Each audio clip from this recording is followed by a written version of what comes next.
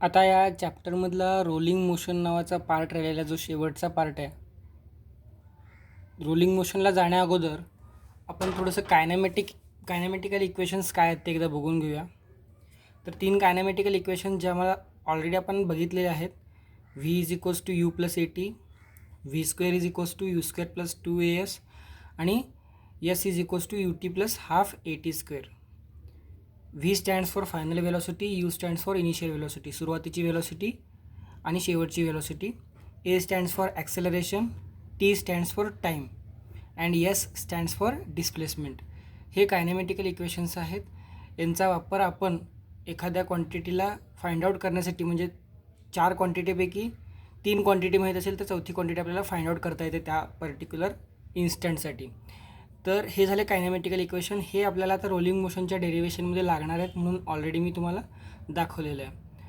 आता rolling motion म्हणजे काय? रोलिंग मोशन हे एक थोडंसं किचकट प्रकार आहे जर मोशन अभ्यास करायचा म्हटलं तर.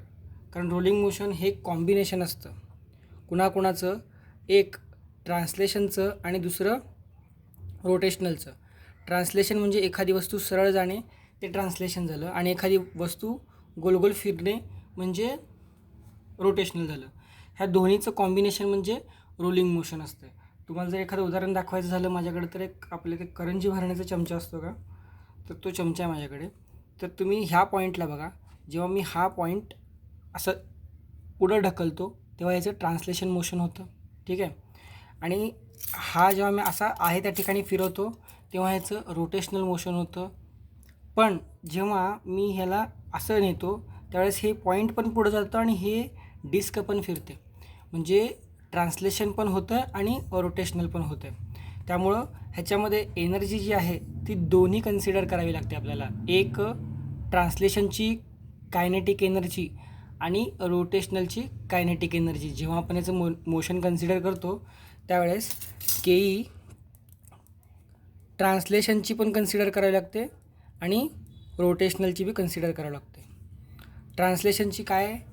जर आपण एखाद्या बॉडीचं मास यम धरलं तर त्याचं kinetic energy half m v square येईल. कशामध्ये? ट्रान्सलेशनमध्ये, म्हणजे सरळ मोशन जे आहे त्यामध्ये हाफ एम व्ही स्क्वेअर येईल. आणि जर रोटेशनलमध्ये तेच रोलिंग मोशन करायला लागलं आहे म्हणलो ना, रोलिंग मोशन म्हणजे काय, तर ट्रान्सलेशन पण करायला लागलं आहे, ट्रान्सलेशन पण करायला लागलं आहे आणि रोटेशन पण करायला लागलं आहे, अशा मोशनला रोलिंग मोशन म्हणलं जातं, ठीक आहे. तुम्ही जर रोड रोलर बघितलं असेल, त्याचं जे चाक असतं तर ते पुढंही जात असतं आणि तिथंही फिरत असतं. मोस्टली मोशन अशीच असतात रोलिंग मोशन सगळे, ठीक आहे. तर एक तर त्याची translation kinetic energy half m v square घेतली. रोटेशनल कायनेटिक एनर्जी मासची ॲनालॉगस कोण असते? आय. 1/2ला 1/2. व्ही लिनियर वेलॉसिटी असेल तर ओमेगा अँग्युलर वेलॉसिटी.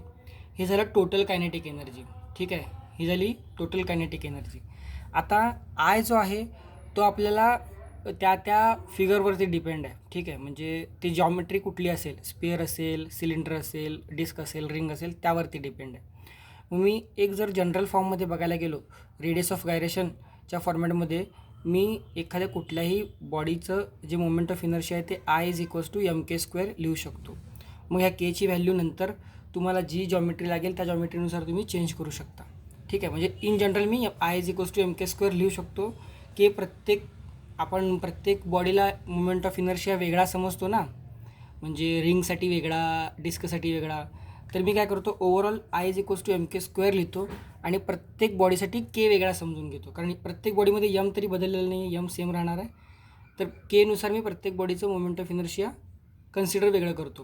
म्हणजे तुर्तास तरी मी त्याला एका जनरल फॉर्ममध्ये I is equals to m k square लिहून घेतो, म्हणजे मला फॉर्म्युल्यामध्ये सोपं पडेल. Half m v square, half ह्याच्या बदली मी एम के स्क्वेअर, आणि ओमेगा जे आहे आपला हा ओमेगा मी v is equals to r omega या फॉर्म्युल्यावरून व्ही अपॉन आर लिहू शकतो, ठीक आहे. तर मी ह्या ओमेगा स्क्वेअरच्या बदली व्ही अपॉन आरचा स्क्वेअर लिहू शकतो, ठीक आहे. मग त्यानंतर half m v square, half m k square upon r square into v square. ह्याच्यामधून हाफ एम आणि व्ही स्क्वेअर हा पार्ट कॉमन निघतो बघा. Half m v square 1 plus k square upon r square राहतं इकडं. तर हे झालं टोटल कायनेटिक एनर्जीचा जो आपला डेरिवेशनमध्ये लागणारा पार्ट आहे तो. कायनेटिक एनर्जी टोटल हा आपला कायनेटिक एनर्जीचा फॉर्म्युला झाला. ठीक आहे. तर आता ह्याच्यामध्ये आपल्याला काय करायचं आहे, एखाद्या एनर्जीचं ट्रान्सफॉर्मेशन कन्सिडर करायचं आहे म्हणजे आपल्याला व्हेलॉसिटी काढता येईल. ठीक आहे. मग आता मी इथं एक जॉमेट्री घेतलेली आहे, ती या पॉईंटपासून खाली घरंगळत येणार आहे म्हणजे रोल करत येणार आहे. आपल्या मराठीमध्ये शब्द आहे बघा घरंगळत येणे, तर तो रोलिंगसाठी वापरलेला आहे. रोलिंग होत येणे म्हणजे घरंगळत येणे. तर हे तिथून यायला लागले खाली. कशामुळे यायला लागलं, तर हे एका उंचीवरती आहे. हे जर जमीन धरलं आपण तर ह्या जमिनीपासून एका उंचीवरती, आणि उंचीवरती म्हटल्यानंतर त्याच्याकडे एक एनर्जी असते. एखादी वस्तू जमिनीपासून एखाद्या उंचीवर असेल तर त्याच्यात कुठली एनर्जी असते मी तुम्हाला ऑलरेडी सांगितलेलं आहे. पोटेन्शियल एनर्जी असते, तिची व्हॅल्यू असते mgh. मासवरती डिपेंड करते, ॲक्सेलरेशन ड्यू टू ग्रॅव्हिटीवरती डिपेंड करते, आणि किती उंचीवर आहेत त्याच्यावर डिपेंड करते. आणि हे जे आहे हे ते त्या बॉडीने कापलेलं अंतर आहे. ठीक आहे. हे आपल्याला त्या कायनेमॅटिकल इक्वेशन्समध्ये लागणार. मग मी हे झालं माझं अंतर आणि ही झाली उंची. मी काय करतो, ह्या दोन वेगवेगळ्या क्वांटिटींना वेगळं रिप्रेझेंट करण्यापेक्षा मी थिटाचा उपयोग करून त्या दोघांना एका पद्धतीमध्ये बसवून घेतो. मग मला जर साईन थिटा बघितलं मी इथं, sine theta is equals to काय येतं आहे, opposite upon hypotenuse h upon s. So h बरोबर मी काय लिहू शकतो, एस इंटू साईन थिटा लिहू शकतो. म्हणजे आता मला जिथे जिथे एच वापरायचे तिथे तुम्ही एस इंटू साईन थिटा वापरू शकतो. ठीक आहे. मग आता मला काय करायचं आहे, ह्या एनर्जीला, ही झाली पोटेन्शियल एनर्जी, ही जेव्हा खाली येत असते तेव्हा ती कायनेटिक एनर्जीमध्ये कन्वर्ट होते. ठीक आहे. म्हणजे एनर्जी एका फॉर्ममधून दुसऱ्या फॉर्ममध्ये ट्रान्सफर होते. एनर्जी नष्ट होत नाही किंवा क्रिएट करता येत नाही. इथून ते इथं जेव्हा तिच्याकडे पोटेन्शियल एनर्जी होते तेव्हा ते खाली येताना ती पोटेन्शियल एनर्जी कमी होते आणि तिचं रूपांतरण कायनेटिक एनर्जीमध्ये होतं. मग मी ह्या कायनेटिक एनर्जीच्या फॉर्म्युल्याला हा पोटेन्शियल एनर्जीचा फॉर्म्युला इक्वेट करणार. mgh is equals to half mv² 1 + k² upon r². ठीक आहे. मग आता ह्याच्यानंतर m गेट्स कॅन्सल, हे 2 इकडे घेऊन जावा, 2gh 1 v² 1 + k² upon r². ह्या k² अपॉन r²ला मी ह्याच्या खाली लिहू शकतो आणि हे v²चं अंडर रूट लिहू शकतो. म्हणजे 2gh upon 1 + k² upon r² झालं. ठीक आहे. आणि हे v² होतं ना, त्यालाच मी इथं रेस टू 1/2 किंवा अंडर रूट लिहू शकतो. ठीक आहे. हे झालं माझं v. v is equals to काय आलं, under route 2gh 1 + k² upon r². हे ह्या बॉडीचं व्हेलॉसिटी जेव्हा एवढ्या अंतरावरून त्याला आपण खाली सोडून देतो. ठीक आहे. आता त्याच्यानंतर तुम्हाला हे झालं व्हेलॉसिटी. आता हे व्हेलॉसिटीचा फॉर्म्युला जो आहे आपल्याला तो कायनेमॅटिकल इक्वेशनमध्ये पुटअप करायचा आहे. सुरुवातीला तर आपण त्या बॉडीला ढकलून तरी दिलं नव्हतं, नुसतं सोडून दिलं होतं. म्हणजे सुरुवातीची त्याची इनिशियल व्हेलॉसिटी झाली आपली 0. ठीक आहे. आणि त्या बॉडीनं यस एवढं अंतर पार केलं. ठीक आहे. मग आपल्याकडे व्ही आहे, यू आहे आणि यस आहे. तर आपल्याला ॲक्सेलरेशन काढायचं आहे. मग त्यासाठी आपल्याला कुठली कायनेमॅटिकल इक्वेशन वापरता येईल, v² is equals to u² + 2as. ठीक आहे.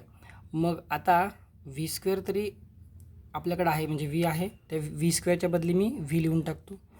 आता मी इथं रूट उडवलं आहे बघा. रूट का उडवलं आहे, कारण इथं v साठी रूट आहे, v² साठी रूट निघून जाईल.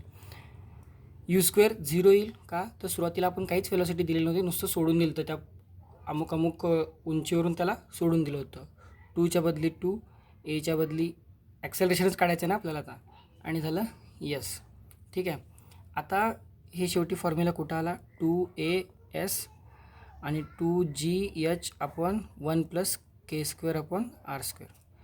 2 गेट्स कॅन्सल. आता एच आणि एसमध्ये काहीतरी नातं आपण मगाशी बघितलं होतं. काय होतं ते, h is equals to s sine theta. मग एचला तुम्ही रिप्लेस करून टाका यस साईन थिटाच्या हिशोबाने, म्हणजे तुम्हाला यस पण कॅन्सल करता येतं. तर काय होईल रे इथं,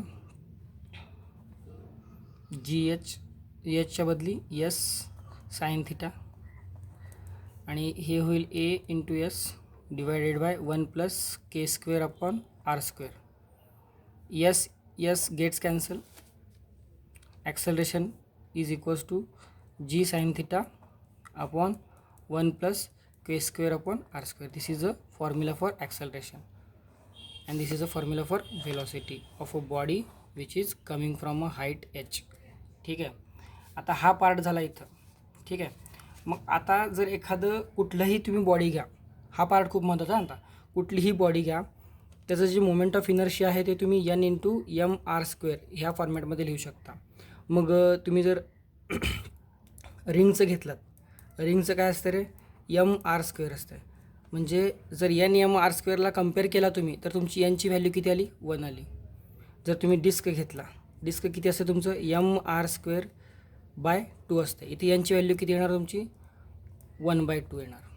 जर स्पिअरचं घेतला, स्पिअरचं आपण काढलेलं नाही पण तुम्ही लक्षात राहू द्या, 2/5 एम आर स्क्वेअर असेल. मग इथे एनची व्हॅल्यू किती आली, 2/5. म्हणजे प्रत्येक तुम्ही प्रत्येक जॉमेट्रीला एका एननी मल्टिप्लाय करून त्याचं moment of inertia m r स्क्वेअरमध्ये लिहू शकता.